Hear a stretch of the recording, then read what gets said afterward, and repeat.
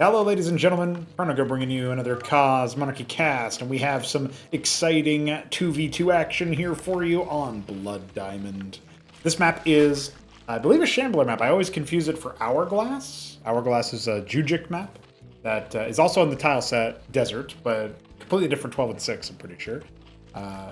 Similar kind of orientation of the players. But either way, I double-checked the map before I got in here. I didn't double-check the map author, so didn't care that much apparently. But yeah, we do have some fun stuff here because I'm really looking forward to some exciting moves for our players. Looks like George was going to be putting Kagran down at the far extremity, and then he's like, nah, never mind. Kenoli might 6-pool me. But Kenoli's not going to do that. He's shroud firsting. No. I thought because of the gas he was going to shroud first. I was really excited about that. But no, it will be a pool. More garden variety stuff. Nothing too out of the ordinary here just yet. As we get into the minute mark of this game, I'll welcome you to Cause Monarchy. If you're new, definitely check out our Discord and Fluxer servers. You can find the links to those in the description. Another big deal as well is that you can enjoy the beautiful donation perks if you want to donate to the coffee link in the description. You get $3 a month or more. All kinds of perks, private streams that only donors can see, stuff that you can get that's, early access on certain streams that are, when only streamed live to donors. Content like me talking into my phone for hours on end. It's just a fountain of options for you to pick from. A real amuse-bouche. So definitely check it out, even if you're not French. In fact, especially if you're not French. We do have Zerg versus Terran-Zerg in this particular matchup here. We've been panning over their bases while I'm shilling. Yeah, I can just say welcome. Absolutely welcome. Jakulangski and George are going to be the two Zerg players up top. George being green. Jakulangski being... Oh man, I never guessed this color correctly. But it's not the Ahmed color, is it? Is it burnt umber? Mahogany, yeah. Mahogany, not burnt umber. Mahogany is a cool color for Ahmed, though. If burnt umber didn't exist, I'd probably pick mahogany. In the bottom left, we have the dark sapphire Doglived, and Kenoli is pumpkin, of course. A 3 out of 4 color guesses ain't bad when you have over 100 player colors. Gonna be a double stockade Maverick-based build here for our Terran. George already sending a bunch of Zeths across. No coordination with Jack just yet. In fact, no combat units here for Kenoli. He's building one circuit. He is making Nathra cores. It was a Nath rush. We'll see how quickly Doglived reacts. The workers get pulled. I think that's going to be saved even just by the just by the workers getting pulled there. The Nathra cores have been sighted. Naths, says George. And we will immediately see a Kagran be put down for Spraith.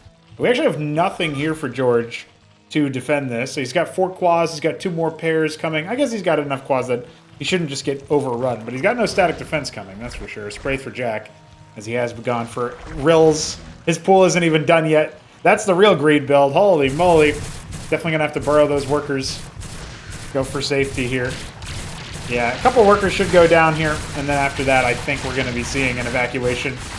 As I believe it looks like 2, maybe more Naths died, but 3 workers went down for Jack, and he's already doing a worker light strat right now as he went for multiple Larvosks. So Jack's build looks horrendous. I don't think he's going to get very far with it, with the slightest bit of early aggro. Kenoli taking the opportunity to expand now that his Nath-based play has been foiled, losing 2 more Naths for free. Quaz just flying up, or wandering up. Bio, says George. I guess he's remembering that Mavericks existed when they were on the defense. That's good information to give Jack. However, there is a set of blackjacks being made right now. The Vestry as well. I'm God, says George. Is he saying I'm good? Like, is he just typoing? George loves a typo. You guys remember Swucket, right? There was a legendary game between him and Sausage that I mock casted, and there it was. Swucket was in the chat.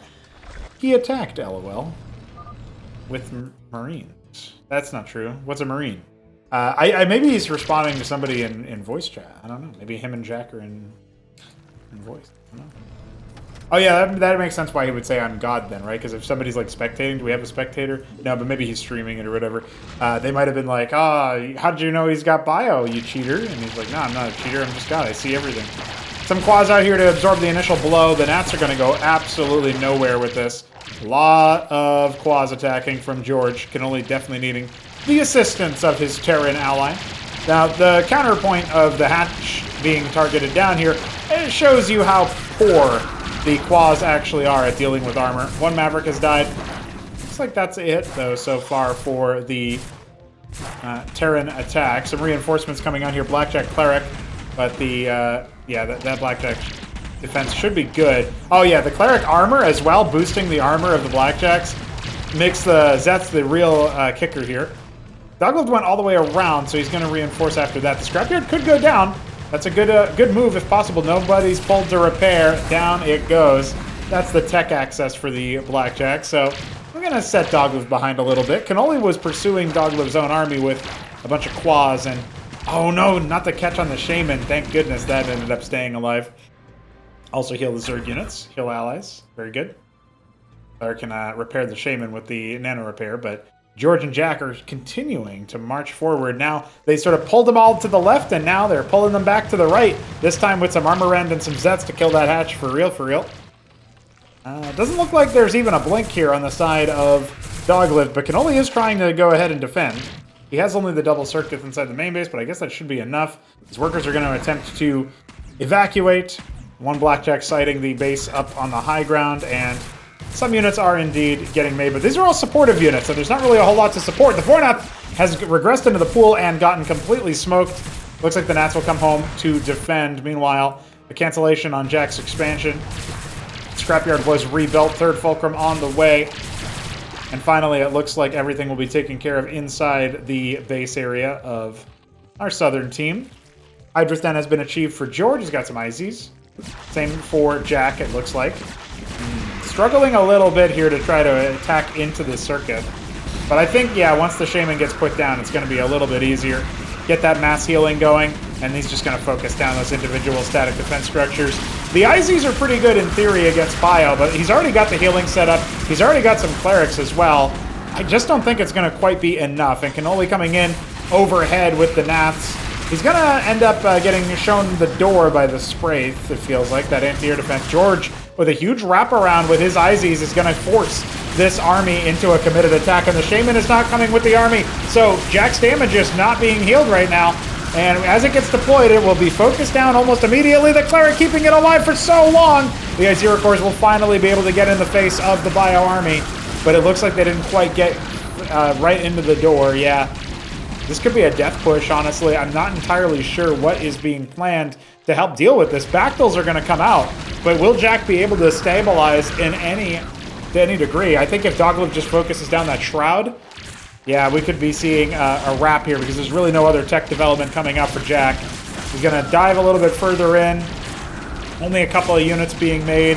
The Hydra's Den was safer. The Shroud was not. It doesn't even get canceled for the money back either, so that is just a full send on the tech. And Jack at least has a comparable enough workers to George and to Kenoli. He's not, like, out of the game per se, but I would definitely say that the economic development, Kenoli already having that expansion up, even though he's not mining from it. Obviously, Doglived could be mining from it if he really wanted to, and it looks like he's going to take an expansion, not in a typical position either. A little bit tricksy.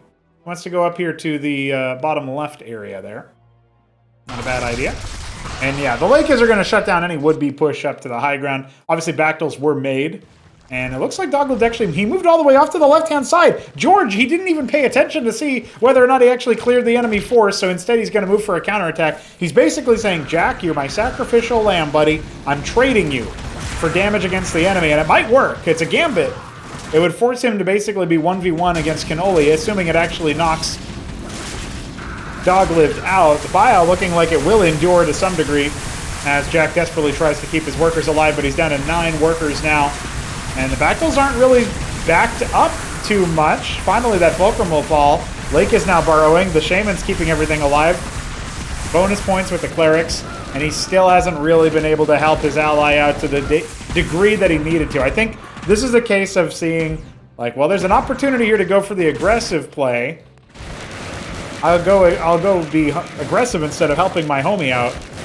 It'll work out, trust. And then it absolutely did not work out. The re-army, I guess, the secondary army that remaxed from Doglived was just off to the right-hand side, so gave the illusion of an opportunity to push forward. And the Zets are now trying to trade down these Blackjacks. I don't think it's working out. They're not even targeting down the Cleric they surrounded. Oh, man. What a mess. Yeah, not ideal right now. George going to go for the Tethvith Swamp. He's got the base in the top right. It's the cross spawn that Doglived sent his Mason down to, which is really funny. He's almost got enough for that Ministry. He says, no, exit denied. I know that because I sped through the replay earlier just to make sure it didn't crash. And I was looking at the chat log. I'm not really sure what the exit denied was all about then. Maybe he's just talking about telling Jack not to say GG. I have no idea. But the Shamans are caught in the middle by these skits. One of them has already gone down. Those are expensive units, but there's not really any kill pressure here to actually clear with all the Cleric healing. I mean, they don't stack. The Shamans don't stack either, but it's still a healthy amount of healing as it is.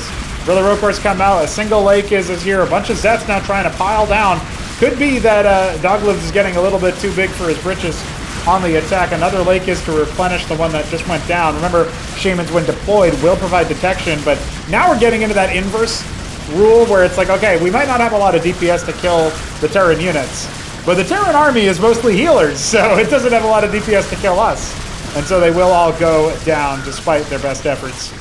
Which, you know, again, I mean, Jack still lost his hatch. Jack and George both lost a number of workers and of their army as well. So you're looking at it like, damn, okay, Jack has to build back into the game. He doesn't even have his expansion up. He needs to be able to spend his larva on workers at this point, but doesn't feel like he can. He's not quite depleted yet, but he will be soon, so I understand the idea behind trying to go for the expansion. Jack trying to bully back some of these units, but he does need to fall away as the Lake has announced their presence at Khaz'trith on the high ground on both bases. This one dropped by an Ovaleth, as a Kagrin, of course. I'm just kind of confirming that these positions are locked down. The Ministry in the bottom left is paying host to Dogliv's expansion, and 12 Gorgor cores are being made right now by Kenoli. He went for the Elgorg. He's now getting the Flying Ultra Core. Flying Ultras. Let's go, boys. 12 of them, by the way. Outrageous. Now, one Skith is looking for a scout, looking for a little bit of intel.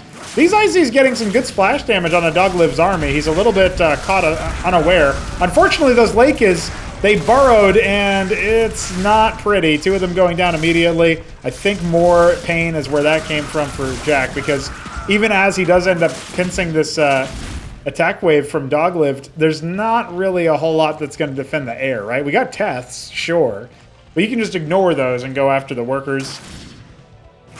Feels like we're gearing up for the end game push here. Kenoli has a lot of money in the bank, but he almost doesn't really need it. That's for sure. Zeth controlling the 9 o'clock. I didn't even know there were treasuries over there. I knew about these ones up here. Kenoli took a game like that. There was a 2 versus 2 I casted with Alex recently, where that is something that was a feature of the map. That was originally noted, and it was obviously on this map or I wouldn't be talking about it, but yeah, Ministry being put down. You can build on Allied Kagra, our version of Creep, in case you didn't know that, so you don't have to worry about this kind of block. That's something I should probably stress a little bit more often. George finds the expansion on the bottom left, unprotected, undefended, and we've kind of quietly normalized into a game where, can it continue? I mean, the problem is there's so many Gorgor cores. 16 of these things, and the Zoryus count alone might be able to eat the Lakis lunch, but the Gorgs are going to finish the job there. At the very least, this is an early warning system, right? It's not like he just flew right in, but big problem here is that Jack was really counting on the Lakis to defend him against the ground attacks. So he's going to burrow backwards, but the IZs are actually standing right on top. That one Lakis, oh, it ties to the splash damage. There's only one remaining. And I guess the Tets can try to deal with the Zoryus, but yeah, this is not looking very good. Doglived sending whatever forces he can spare to join in the attack wave. His mech units are definitely surplus to requirements. 16 Gorgs getting on top of George's army. Only a few of them actually bruised by all the Hydras and the Bactals. He's lost a few of them. A few more are pretty red, but let's just say I don't think that's going to be quite enough. The Zoryus speeding up the mech army as well. That allied interaction there. Very good. All the Gorgs just munching on Jack's workers. He's down to his starting 6, and it looks like George is next. GG is thrown up by Jack, and that is a wrap, ladies and gentlemen. A 15-minute 2v2 where we kind of saw the answer a few minutes ago. But at the very least, we did get to see some pretty cool smashing, you know? We got to see some cool attacking. And that, my friends, is all we really need to see sometimes. Well, with all that said, big GG's out, and I'm happy to look forward to some more team games. The 2v2 tournament George was hosting on August 1st has obviously come to a close now, and apparently there are some exciting games in that match that have been sent to me that I will be taking a look at on this channel. So subscribe so you don't miss those, and tune in to Alex Gaming as well, because I'm about to go cast with him as of the time of recording. He will publish co-casts of myself and him working on that Cos Monarchy replay backlog, and I am excited about it. GG.